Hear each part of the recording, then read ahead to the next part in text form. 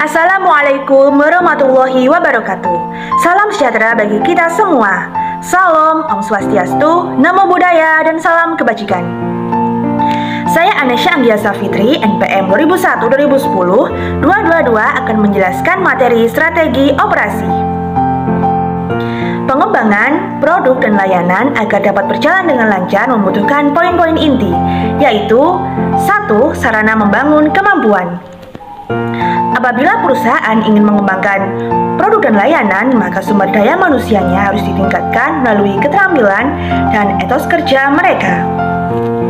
2. Cepat beradaptasi dengan teknologi. Tentunya perusahaan harus memanfaatkan kemajuan teknologi untuk mengembangkan produk dan layanan. 3. Melibatkan semua bagian bisnis. Demi terciptanya kesuksesan pengembangan produk dan layanan, semua departemen perusahaan harus terkonsolidasi dan saling bekerja sama. 4. Memperhatikan siklus hidup produk. Jika perusahaan jeli dan teliti untuk mengamati siklus hidup produk hingga layak dipasarkan dan dikonsumsi, maka perusahaan tentu mendapatkan keuntungan yang maksimal. 5. Pengujian pasar dan komersialisasi. Sebuah proses di mana pemasar melakukan skala penuh, penetapan harga, membangun jaringan distribusi, dan membuat rencana promosi akhir untuk memperkenalkan produk pada target pasar yang dituju. Selanjutnya, pada perumusan hingga pengendalian, terdapat beberapa analisis yang diperlukan untuk formulasi agar menghasilkan hasil yang signifikan. 1.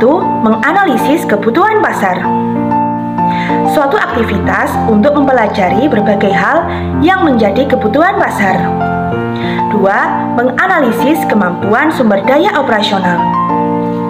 Analisis SWOT adalah titik awal yang baik untuk analisis sumber daya operasi.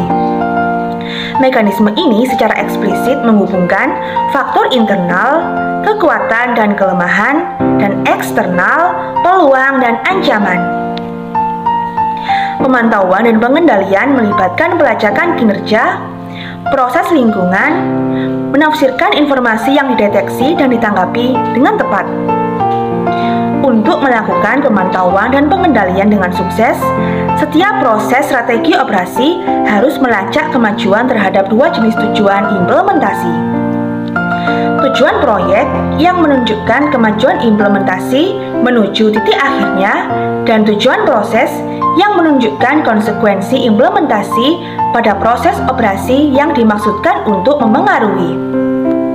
Lalu, membandingkan kemajuan dengan beberapa aspirasi atau target, sebaiknya melibatkan berbagai ukuran, seperti tujuan dari balance scorecard yang mempertahankan ukuran keuangan, tetapi juga mencakup ukuran kepuasan pelanggan, proses internal, dan pembelajaran dan pertumbuhan. Contoh relevan terkait strategi yang digunakan oleh perusahaan Acer terkait pengembangan produk. Acer resmi merilis laptop Acer Aspire Vero yang terbuat dari material daur ulang. Material daur ulang plastik yang digunakan merupakan bahan yang telah dipakai konsumen.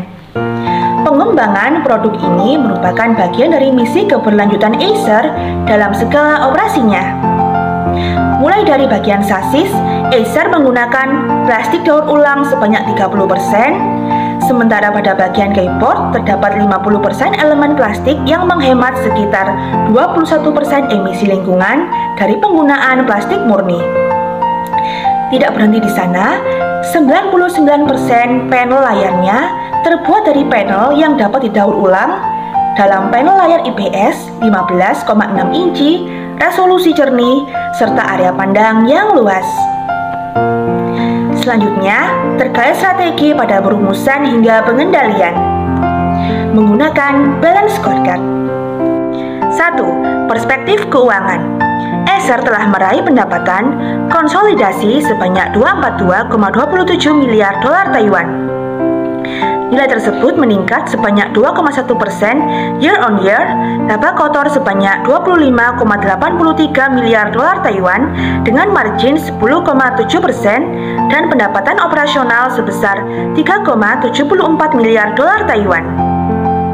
di mana nilai tersebut merupakan nilai tertinggi dalam 8 tahun, naik 1,9% YoY dengan margin 1,5%. 2. Perspektif pelanggan.